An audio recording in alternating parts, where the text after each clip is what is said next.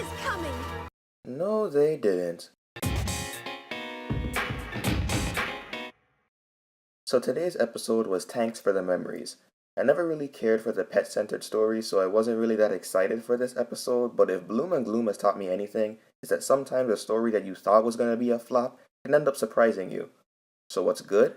The episode was peppered with some funny moments that helped to liven it up. Rainbow Dash's angry face, the homage to Abbott and Costello, and the Reptiles vs. Dragon scene with Spike are only a few of these little moments. I also really liked the song featured in this episode, which was really surprising. When it first came on, I thought, really? Do we really need a song in this episode? But then that chorus hit and it was just beautiful. I don't know what happened to Dash between seasons 4 and 5. She must have taken some singing lessons from Cadence because this pony has bars for days. There's also the small bit of information the episode gave us about Cloudsdale. The idea that it was a constantly moving city instead of being in one place all the time was very interesting, and it actually makes a lot of sense since that's where weather is made. Speaking of which, it was cool to see more of the weather factory as well. Seeing how the different elements of weather were contained was really interesting, and it helped to give a clearer picture of the factory. Fluttershy's moment of tough love towards the end of the episode was a nice touch too. She knew that Rainbow Dash needed to cry and let it all out, and it keeps with the lesson that she learned in the Breezy's episode, showing a little bit of growth on her part. The final scene was also really well done, and it showed that while Dash isn't completely okay with Tank being away for a long time, he's at least willing to push through for his sake. So what's not so good? Well, I think the timing of the episode was really weird. I mean, it's been 3 seasons since Dash had Tank, and only now we're seeing their first winter together, implying that everything that happened between then and now took place in less than a year, even though we've already had a winter-themed episode since Tank's introduction? Okay then.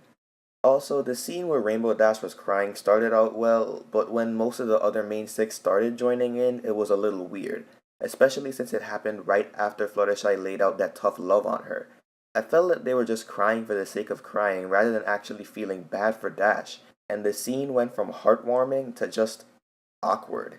It was also pretty questionable that Rainbow Dash's little mishap at the factory was never addressed again. Considering how bad the consequences of messing with the weather are, the fact that they just forget about it made me raise an eyebrow.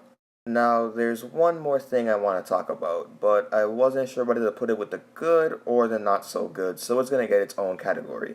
I felt really conflicted about Rainbow Dash's plan to get rid of Winter.